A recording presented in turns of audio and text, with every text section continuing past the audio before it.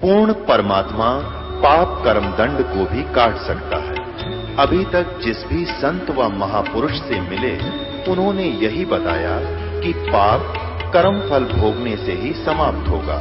वो प्रभु कौन है जो पाप कर्म को काट देता है, वो काल के बंधन से छुड़वा देता है। उसका क्या नाम है, पूजा की विधि क्या है? कृपया अवश्य सुनिए जगत गुरु तत्वदर्शी संत रामपाल जी महाराज के अमृत वचन। तो वो चल पड़ेगी। रास्ते में नीमा कह रही है कि देख भगवान ने के करी हमारे साथ। फिर आप ही कहती है कि हमारे ही संस्कार हैं, हमारे बाग में है कौन? एक परमात्मा एक बच्चा हमें भी दे देते तो दुनिया के ताने ना सुनने पड़ते। आपने क्यों भारा हो छी मालिक, आपके दरबार में कोई कमी नहीं है। ऐसे करती करती वो जा रही है, रो रही है। वो कहता है तू बावड़ी हो जाएगी, बड़ी नादान है। जब अपने भाग में है ही नहीं तो भगवान देगा कहां से? हरदम ऐसे विचार मत रखा कर, अपना भगवान बचा कर।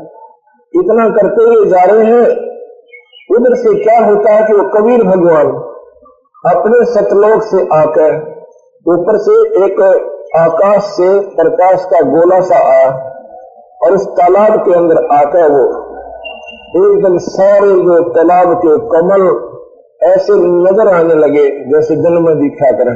और फिर वो सारा प्रकाश में हो गया। फिर वो प्रकाश सिमट कर एक फूल, कमल के फूल पर बालक के नवजात शिशु के रूप में परिवर्तित हो गया। इस दृश्य को स्वामी रामानंद जी के एक शिष्य अष्टानंद नाम के, वो अपनी आंखों देख रहे थे। उसने देखा कि ऐसी रोशनी मैंने तो जिंदगी भर कभी देखी को नहीं। उसके मन में क्या शंका आती है कि ये नहा धोकर अष्टानंद भी उसी तालाब में, क्योंकि स्वच्छ पानी था, अपने ध्यान मगन होने की कोशिश कर रहा था, मेडिटेशन करने की चेष्टा कर रहा था। इतने में इसने रोशनी देखी, इतनी गजब की रोशनी की इस लोक की तो थी नहीं। इसके मन में क्या आई कि हो सकता है मेरी भक्ति की कोई उपलब्धि होगी, मैं जो भजन सेवन कर रहा हूं, हो सकता है कि मालिक ने रजा बख्शी हो। कहते प्रकाश, परमात्मा प्रकाश में है, वो ज्योत स्वरूपी है। ज्योति माने प्रकाश। वहां से उठकर चल पड़ा, अपने गुरुदेव के पास आया रामानंद से पूछने के लिए कि यह मेरी भक्ति की उपलब्धि थी या कोई मेरा भ्रम था। ऐसा तो रामानंद जी कहने लगे, अष्टानंद, जो ऐसे लक्षण होते हैं ना, आकाश से कोई प्रकाश आता है, उसमें कोई अवतार गण ऊपर के लोकों से आते हैं। कोई परमात्मा तो ईश्वरीय शक्ति आई है भाई। ऐसे लक्षण जब होते हैं कि कोई अवतार ऊपर से आते हैं तो यहाँ किसी माता के गर्भ में जन्म प्रवेश करेंगे और अपनी लीला किया करेंगे। कोई कृपा हुई है कलयुग में अवतार आने की। उसको इतना ही मालूम था कि माँ के गर्भ से ही आते हैं, वैसे नहीं आते। लेकिन भगवान के ऊपर कोई बाउंडेशन नहीं है। परमात्मा है तो उसको कोई पाबंदी नहीं है कि माँ के गर्भ में आए ना आवे और न्यारा भी आ जाए। तो जी वो बात समाप्त हुई। वो स्नान करने के लिए नीमा नहा रही है, क्योंकि ब्रह्म मुहूर्त में सुबह सुबह जो सूर्य उदय होता है तो अंधेरा जल्दी छट जाता है। नीमा नहा के बाहर आई, अपने जो वस्त्र बांध के नहाई थी उनको धोने के लिए पुनः तालाब पर गई। तो क्या देखती है कि सामने एक कमल के फूल के ऊपर एक पैर मुख में है, जैसे गुट्ठी चूसा करे बच्चे हैं, अंगूठे को मुंह में ले लेता है नवजात शिशु, और एक पैर को ऐसे मार रहे हैं। उसने सोचा कि जल में हो तो कोई शंका होती नहीं। उसने सोचा नीमा ने कि कोई शर्त है और क्यों तेरा पति ना रहा है, इसको न डस ले। एकदम फिर ध्यान से देखती है, उसने देखा कि हो ये तो कोई बालक है, और इतने गहरे पानी में कम से कम किनारे से भी 50-100 फुट की दूरी पर वहां पर नवजात कोई जच्चा भी नहीं जा सकती, वहां पर कोई औरत वैसे भी नहीं जा सकती जहां बालक न दरिया है। गहरा पानी बहुत था। तो उसने अपने पति से कहा कि देखिए जी सामने एक बालक है, एक बच्चा है, वो नहा रहा है अपनी मस्ती में। और क्योंकि रास्ते में भी चर्चा बालक की हो रही थी, वो कहने लगा तुम पागल होगी इन बच्चों के चक्कर में, नादान भगवान ने हमारे को नहीं दिया भाग में, तो क्यों तो हर समय तो उसकी चर्चा करती है। यह बालक कहां से आया था पानी में, तू कति नादान होगी है, तू पागल होगी है, अपने दिल में डांट ले, भगवान का विश्वास कर ले, जैसा उसने हमारे भाग्य में था दे दिया। तू हरदम मेरा जीना दुखी कराकर हर समय रोती रहती है। वो कहती है नहीं जी सचमुच बच्चा है, सचमुच बच्चा है। देखिए जो उसने ऐसे कसक के साथ और जिधर वो इशारा कर रही थी, अब नीरू की जब नजर पड़ी सचमुच कमल के फूल पर एक नवजात शिशु इतना सुंदर शरीर के सारा शरीर में तेज से जगमग कर रहा है। उसने कहा आओ देखा ना ताओ देखा, कमल के फूल समेत तोड़ दिया, कमल के फूल समेत उसको उठा के और बाहर ले आई। बाहर लाके अपनी पत्नी को दे देते हैं, कहते हैं स्नान में स्नान कर लेता हूं। जब उसने स्नान कर लिया, ये सामने चित्र है, ये नीमा है, ये नीरू खड़ा है, और कमल के फूल समेत तोड़ कर इस बच्चे को उठा के बच्चे को और नीमा को थमा देते हैं और सूर्य स्नान करके फिर बाहर आते हैं। चलने की तैयारी होती है फिर, क्योंकि मनुष्य जो है आदमी बहुत लोक लाभ से बहुत डरता है, औरतें तो फिर भी इतना नहीं, क्योंकि उन्हें तो घर में ही रहना होता है। आदमी ने जगह जगह जाना होता है तो वो सोचता है कि फलाना क्या कहेगा, फलाना क्या कहेगा, ऐसे कहेंगे वैसे कहेंगे। कोई कहेगा किसी का लड़का उठा लाए, इनका बालक नहीं था, कोई कुछ कहेगा, कोई चोरी कर लाए, कोई कहेगा कहां से ले आए। फिर उसने कहा अपनी पत्नी से कि इस बच्चे को यहीं छोड़ दो, हम इसको साथ में ले जाएंगे। लेकिन नीमा ने जब उस बच्चे कबीर भगवान को उस बालक रूप में परमात्मा मैं बोली ना जाने इस बच्चे ने मेरे ऊपर क्या जादू कर दिया, इसके बिना मैं रह नहीं सकती, मर सकती हूँ। क्योंकि देखो उस भगवान का नाम लेता हूं, मेरे रोम रोम खड़े हो रहे हैं। और जिस माई ने उस परमात्मा को छाती से लगा होगा, धन्य उसके भाग, उसको जो आनंद आया होगा इस परमात्मा के संपर्क में, उसका वर्णन वही कर सकती है। वली जी मैं नहीं छोड़ सकती, मैं मर सकती हूँ। वो कहने लगा नादान तू ना समझी करती है, हमेशा जज करती है, तू सोचती नहीं। अब जी सोच लिया बनता है, इस बच्चे को भगवान ने मुझे दिया है, मैं इसको नहीं छोड़ सकती। वो बताता है देख बात सुन, पीछे हमारे को मुसलमान बना दिया ना, अब जाति के रहे ना घर के रहे ना घाट के रहे, और अब पता है क्या होगा, जब उनको पता चलेगा किसी का बच्चा उठा लाए, हमारे को नगरी से निकाल देंगे और अपनी पिटाई होगी। अब ना जाने कहाँ डेरा होगा, बावड़ी कित के लाल खिलाओगी तू, रहने दे। और बोली जी कुछ भी हो, मैं तो घर भी छोड़ दूंगी और बार भी छोड़ सकती हूँ, इस बच्चे ने ना छोड़ू। वो कहने लगा मैं तेरा दो करूंगा, तो हमेशा जद पकड़ती है, तुझे ऐसे पिटाई करूंगा तेरी। जब मैं थप्पड़ उठाया ना हाथ, उसमें ये भगवान बोले कबीर साहब के नीरू घबरा मत ना, तो मुझे घर ले चलो, कोई आपत्ति नहीं आएगी, मैं तुम्हारे साथ हूं। इससे वो नीरू घबरा गया, ये कोई फरिश्ता है, ये कोई अवतार गण है, नहीं एक दिन का बालक ऊपर बोला, वो तो चुप करके हो गया कि ना मेरा भगवान की क्यों रजा से इसमें। तो आगे आगे चल पड़ा। अब गांव में नगरी में पहुंचे, सारे नगर में शोर मच गया कि इतना सुंदर बालक है आज तक हमने नहीं देखा। उसके चेहरे में तो ऐसी चमक आ जैसे कोई भगवान हो। कोई कहता है ये तो इंद्र दिख है, कोई कहता है ये वरुण का अवतार से, कोई कहे ये विष्णु अवतार है, और विष्णु वर्णन का वही तक तो ऊपर शक्ति आ रही है, हमारे मत तक कोई नहीं। इतने में लड़के का नाम रखने के लिए हिंदू लोग पहले मुसलमान आते हैं, मुसलमान अपनी किताब लेकर आते हैं कुरान को, और कुरान को ऐसे खोलते कुरान शरीफ को, तो उस सारी की सारी कुरान में कबीर कबीर कबीर कबीर कबीर कबीर ये सभी ये लेख पाया। उनका लेख नहीं पाया, जो उसमें अक्षर थे, जो ज्ञान था वो खत्म हो गया। सारे कुरान में केवल कबीर कबीर कबीर कबीर मिला। उन्हें सब उलट उलट कर देखा, जहां देखे वहीं पर कबीर कबीर लिख रखा।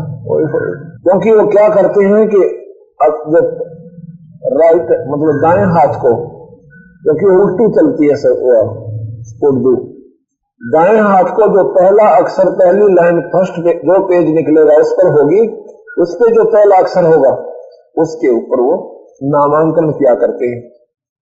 र हो तो रफीक अहमद, स हो तो सफीक अहमद, ऐसे ऐसे वो नामांकन किया करते थे। तो उसमें कबीर कबीर कबीर कबीर का, और कबीर नाम पूर्ण परमात्मा का है।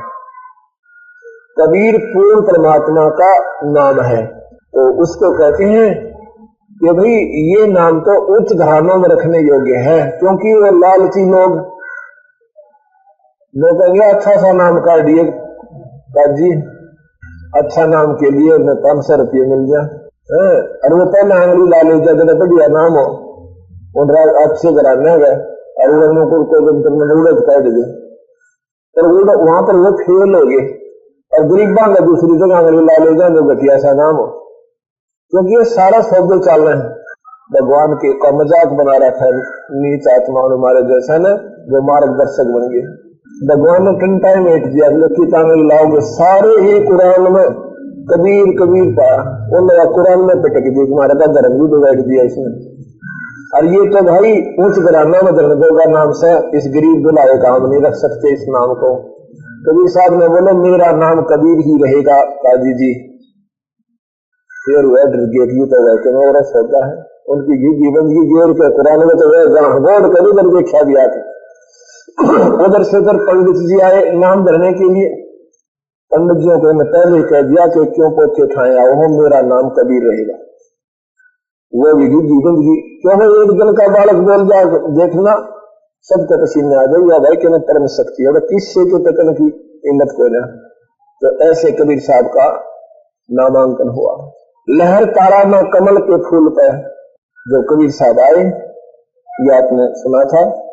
लहर तारा में कमल के फूल पर बालक बल दिखलाया कि ना, काजी आगे नाम धरण में नाम कबीर दरवाया कि ना, नीरो नीमा गए नान को वहां जिलाए को पाया कि ना, काजी आगे नाम धरण में नाम कबीर दरवाया कि ना, तब पूर्ण ब्रह्म करतार बन गए कबीर हरि, पूर्ण ब्रह्म करतार बन गए कबीर हरि। क्योंकि यहाँ पर हरि नाम ने भगवान कहते हैं, हरि नाम आनार विष्णु पर सुई जाती है हमारी। हरि नाम, हरि कहो, भगवान कहो, अल्लाह कहो, राम कहो, गॉड कहो, खुदा कहो, उसे साहेब कहो, ये एक ही बात है। हमने हरि क्योंकि हम ब्रह्मा विष्णु महेश के अंतर्गत है, तो हमारा हरि वही है। जैसे कोई हेड ऑफ द डिपार्टमेंट, मान लीजिए कोई डिप्टी कमिश्नर के ऑफिस में जितने भी कर्मचारी काम करते हैं डीएम के ऑफिस में, तो वो बार बार क्या नहीं कहते कि डीसी साहब ने ये काम कहा है या डीएम साहब ने ये काम कहा, वो कहते हैं साहब ने ये बोला है, ये साहब ने ऐसे कहा है, ये काम कर दो। तो उनका अंडरस्टूड साहब है जो उनका प्रधान है इसी क्षेत्र में। ऐसे ही यहाँ का हरि विष्णु है। जब यहाँ हरि नाम आता है तो हमारी सुई विष्णु पर पहुंच जाती, आगे नहीं सरकती। लेकिन हरि विष्णु भी है, हरि निरंजन भी है ब्रह्म, और हरि कबीर भगवान है, वो पूर्ण परमात्मा हरि है, बन गए कबीर हरि। तो यहाँ थोड़ी सी गरीबदास की वाणी आपको सुनाता हूँ।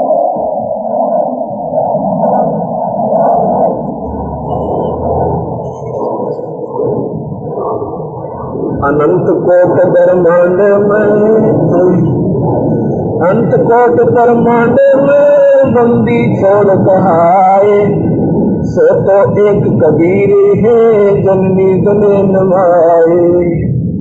ये गरीबदास जी महाराज स्वयं कबीर अवतार हरियाणा के अंदर रोहतक, पुराना रोहतक और नया झज्जर जिले में एक छोटे से छुदानी गांव में आके एक बलराम के घर पर जन्म लिया। रानी इनकी माता जी का नाम था और वहां इन्होंने 10 वर्ष की आयु में वो स्वयं कबीर भगवान आकर के दीक्षा देकर गए थे और सतलोक दिखाया था। उसके बाद गरीबदास जी ने ये गरीब कबीर साहब की महिमा गाई और एक ग्रंथ साहब की वहां पर रचना की। उसमें से ये वाणी सुना रहा हूं जो आंखें देखी। कबीर साहब गरीबदास जी कहते हैं, हम देखा सो साच है और सकल प्रपंच। हमने जो आंखों देखे जो ऊपर के सारे लोग और सभी भगवानों की उनकी क्रियाएं वो हम इसमें वर्णन कर रहे हैं। अंत कोट ब्रह्मांड में बंदी छोड़ कहा है, सो तो एक कबीर है जननी जने नमाए। गरीब सर्द स्वरूपी साहेब धनी, सर्द स्वरूपी साहेब धनी, सर्द संद सब माही। बाहर भीतर रम रहा जहां तहां सब ठाई। गिर जल तल पृथ्वी गगन में बाहर भीतर एक, पूर्ण ब्रह्म कबीर है वो अवगत पुरुष अलेख।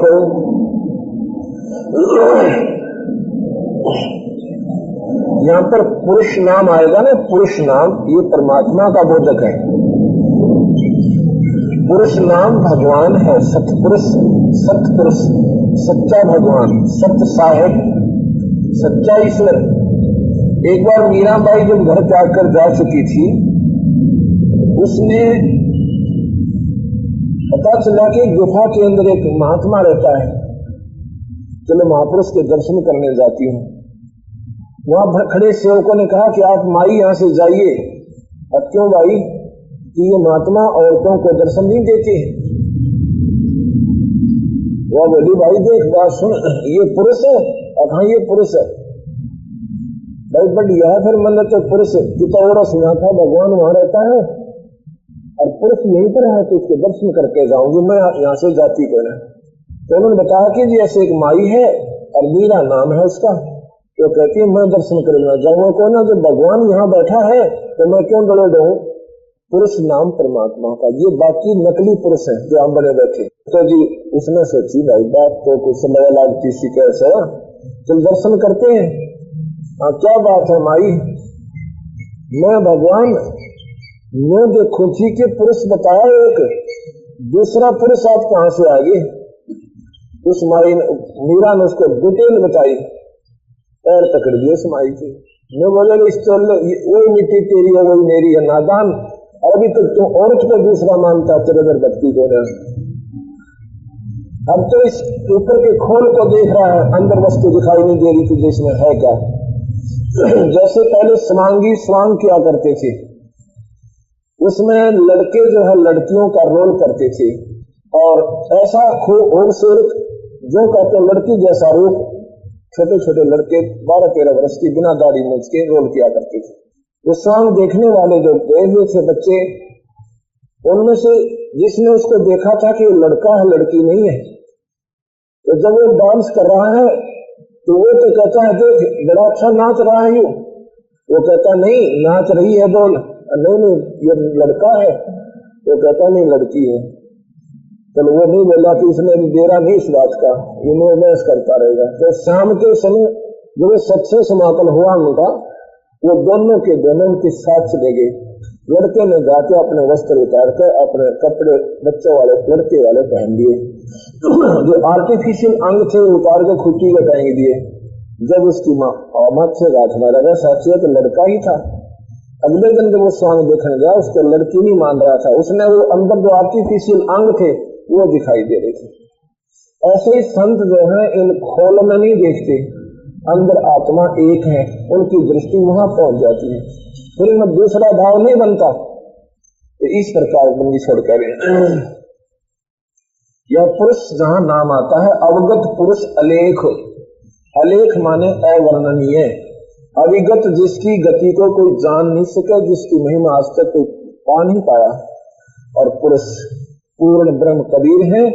अविगत पुरुष अलेख, अलेख जिसका कोई लिखने में भी कहना उसकी महिमा। जल थल पृथ्वी गगन में बाहर भीतर एक, पूर्ण ब्रह्म कबीर है अविगत पुरुष अलेख। गृह सेवक होकर उतरे इस पृथ्वी के माही, जीव उदाहरण जगत गुरु हो बार बार बल जाही।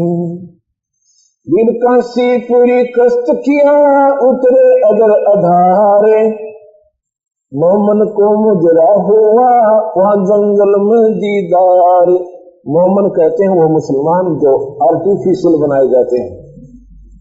इसमें सन्निहित और मोमन दो प्रकार के मुसलमान होते हैं।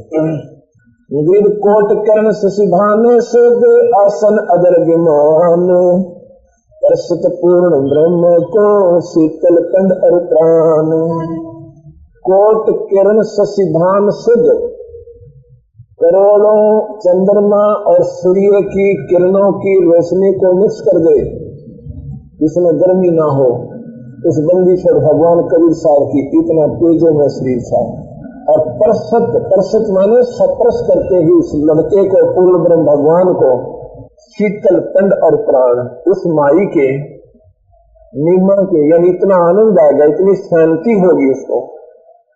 कोट कर्ण शशिभान से दे आसन अगर विमान, परसत पूर्ण ब्रह्म को शीतल कंड और प्राण।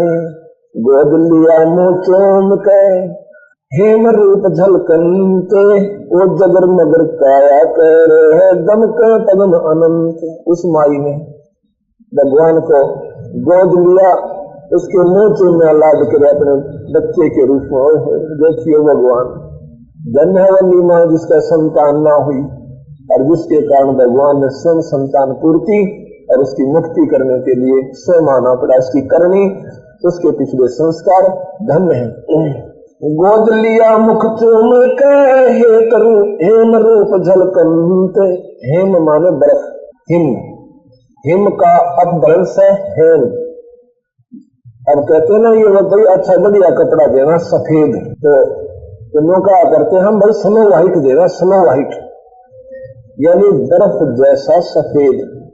बर्फ की सफेदी सबसे ज्यादा सफेद, उसके बराबर कोई सफेदी नहीं है जो बर्फ में व्हाइटनेस होती है। तो यहाँ कहते हैं हेम रूप झलकंत, उस बर्फ की तरह उनकी सुंदरता, इतना सफेद रंग था मालिक कबीर भगवान का उस नवजात शिशु का। गिर गोद लिया मुख चूम के हेम रूप झलकंत, वो जगमग काया करे दम के पद्म अनंत। काशी उमटी गुल भया, गुल मन सैर होगा सारी, और उमड़ का आई जब लड़के का बेरा पिता सारी काशी उमड़ का आगी।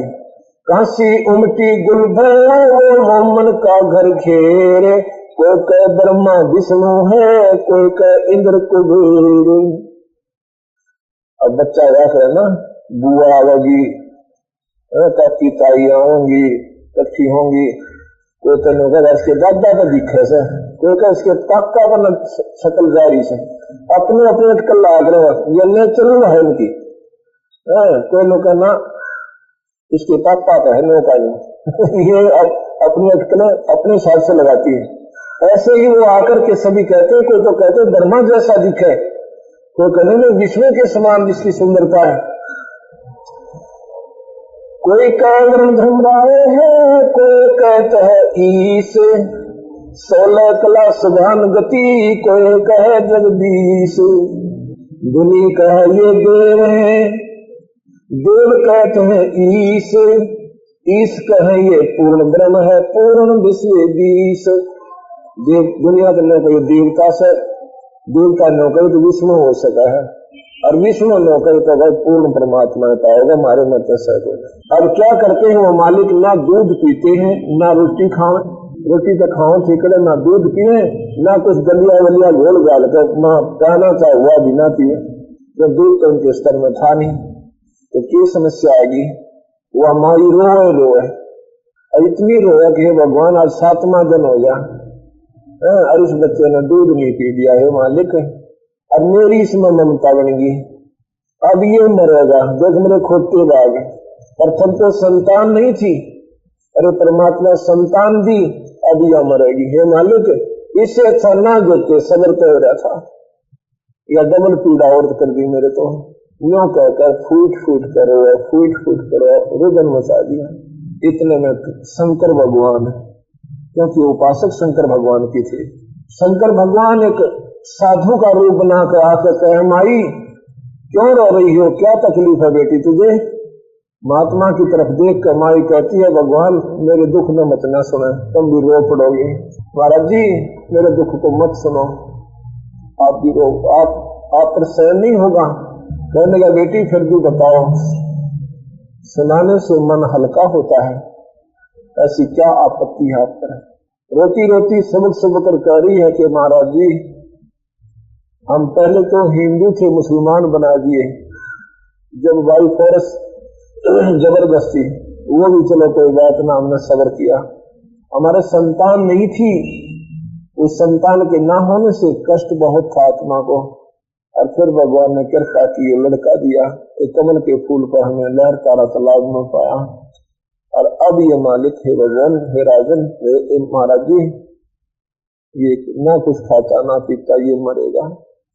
नो का कहा फिर उंगलियां इसकी बंदी रो कभी लड़के का ना देखा और कभी अपनी किस्मत में कोसा। शंकर भगवान ने उस कबीर भगवान को उठा लिया और आंखें में आंख मिलाई। कबीर साहब ने 7 बार चर्चा करी शंकर भगवान के, और ने बोला, शंकर जी इसने कह दो मैं मरण का कोई ना, या बुढ़िया मरेगी। इसने यूं कह दे कि एक बिना बाई ब्याई कंवारी बच्ची ले आओगे, गऊ की बच्चिया, और कंवारी बच्चिया के ऊपर हाथ धर दिए तो, और उसमें तो दूध निकलेगा, इस दूध में पी लूंगा या माई जी जाएगी, और फिर ये बच्चिया सदा दूध देगी, इतना मैं रहूंगा तो बालक रहूंगा। अब उसने शंकर अरवा सुने मारी देखी ये बालक के कमाल, ये फरिश्ता है, क्यों बीमारी है, बोलने भी है, बता जब मैं बोलने लग जाएगी इस महात्मा के नहीं बतलाए, पर फिर भी अपना बेटा समझकर फिर भूल जाती थी। उसकी समर्थता से परिचित नहीं, क्योंकि बालक भी ख्याल रहे माँ बाप ने। तो इतने में नीरू आ जाता है। नीरू से कहा शंकर जी ने कि भाई नीरू मैं कर एक तो कोरा बर्तन ला को मार के थे, कोरा बर्तन यानी मटका वका छोटा सा, और भाई एक कुंवारी बच्ची लिया और फिर ये दूध देगी और दूध पिएगा, ले आया। शंकर भगवान ने कहा कर दिया, दूध अपने आप निकल ला गया, नीचे बर्तन रख दिया, तो बर्तन गिर गया। अगले माई ये दूध पिएगा तेरा बेटा।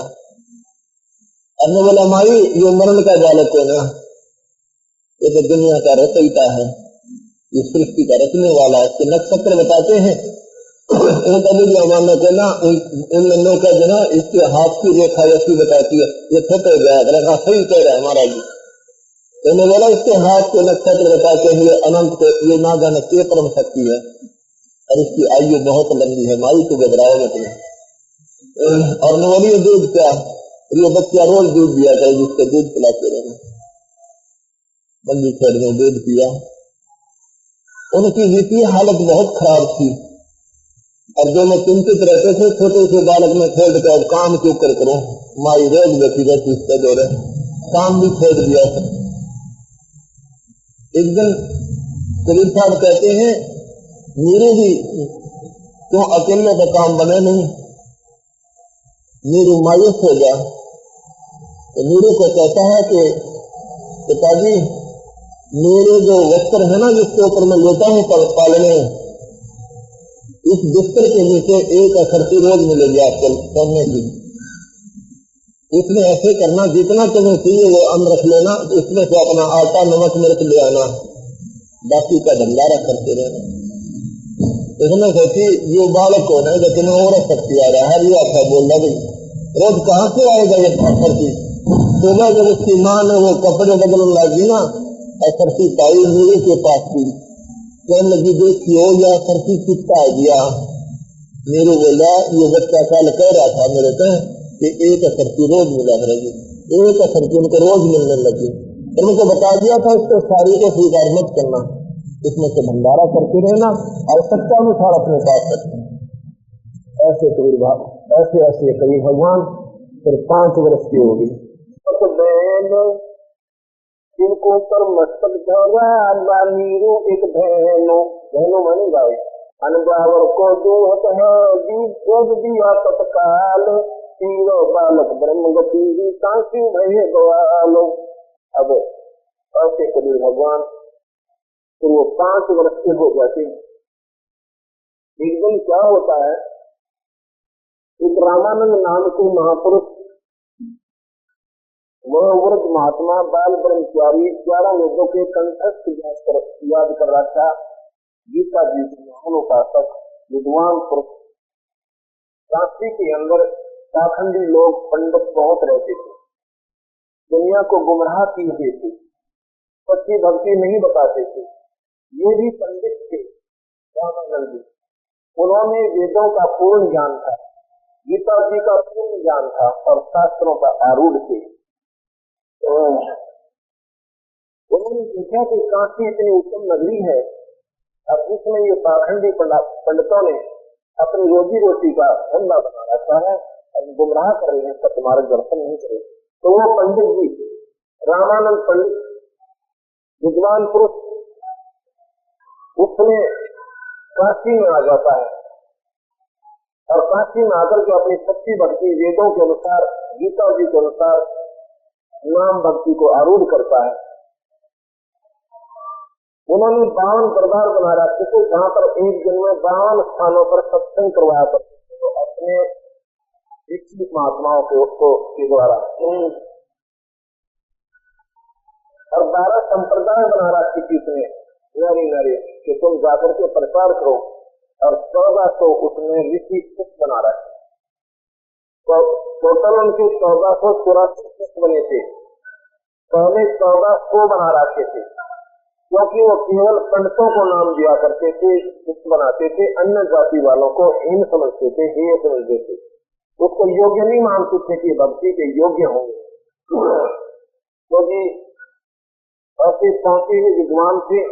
कबीर साहब ने क्या किया, उन्होंने गुरु मर्यादा को बनाए रखने के लिए उस पूर्ण परमात्मा कबीर भगवान ने भी गुरु बनाना पड़ा, तो गुरु की कोई आवश्यकता नहीं। ये यहाँ की मर्यादा है, पासपोर्ट बनवाना पड़ेगा और पासपोर्ट के बिना प्रधानमंत्री भी विदेश नहीं जा सकता, ना विदेश का यहाँ आ सकता, ये नियम है।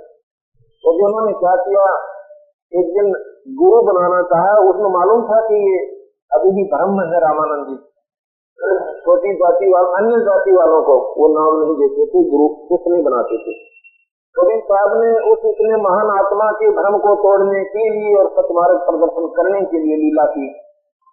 एक 2.5 साल के बालक का रूप बनाकर गंगा के घाट की पौड़ियों में जाकर सुबह सुबह लेट गए। उसमें ये महात्मा जी स्नान के लिए जाते थे। उसमें महात्मा जी की आयु जो है 104 वर्ष की, 104 साल की आयु हो चुकी थी इसकी रामानंद जियों की, लेकिन शरीर हटा करता था। बाल ब्रह्मचारी थे, योगी पुरुष थे, अच्छी जड़ी बूटियों की को प्रयोग करते थे। स्नान करने के लिए सुबह सुबह मुंह अंधेरे जा रहे हैं और जब गंगा के घाट में उतर रहे हैं स्नान करने के लिए, कबीर साहब के सर में उनकी खड़ाऊ लगती है। 2-2.5 वर्ष के बच्चे के रूप में जब वो लेते भी थे, खड़ाऊ लगती ही तो रोने लगते हैं जैसे बच्चा रोया करे, बिलख बिलख कर। महात्मा जी ने, क्योंकि संत दयालु बहुत होते हैं, एकदम झुके। जब झुके तो उनके गर्दन की एक माला होती है, कंठी बोल रहे उसने, वह कबीर साहब के गले में गल गई। अंधेरे मेरा पट्टियाना और फिर गोदी में खा लिया। उन्होंने बोला बेटा रो मत ना, बोले दीक्षा को पुत्र अंधेरे में दोखे में लागी तेरे ठोकर तो हाथ धरे बेटा राम राम बोलो, राम नाम से कष्ट दूर होते। कबीर साहब चुप हो गए, वो तो खेल खेल रहे थे। तो जी कि बैठ जाओ बच्चा, मैं स्नान कर लेता हूँ, और तू कहाँ आ जा, इतना नादान बालक यहाँ पे सीखता है, बोल रहे थे। अब बच्चा नहीं बोल रहा है तो कोई बात नहीं, आश्रम में ले जाऊंगा, किसी का होगा तो भिजवा देंगे उसके घर पे। ऐसा करके बैठा दिया और स्वयं स्नान करने लगे। कबीर साहब वहां से अंतर्ध्यान होकर अपनी झोपड़ी में आ गया, अपने माता पिता के पास। कुछ दिनों के बाद एक दिन कबीर भगवान जो है एक सत्संग में चले जाते हैं, जहाँ पर एक रामानंद का श्रेष्ठ विद्वान ऋषि वो कोई कथा कर रहा था विष्णु पुराण की। विष्णु पुराण में बता रहे थे भगवान विष्णु के शिव की उत्पत्ति हुई और इन्होंने ब्रह्मा को अपने कमल नाभि कमल से उत्पन्न किया। ये सर्वशक्तिमान ही जो चाहे सो कर देंगे, तीन लोग के भगवान। अब क्या परिभाषा नहीं समझ की, एक तरफ कहते हैं सर्वशक्तिमान, अपने को तीन लोग के भगवान। तो ये तो सोचो सर्वशक्तिमान तो सारे लोगों का होना चाहिए, तभी सर्वशक्तिमान हो सकता है। चलो जैसे भी नाच में दे लेते अपने सत्सम करके वो मंदिरा कर डाओ।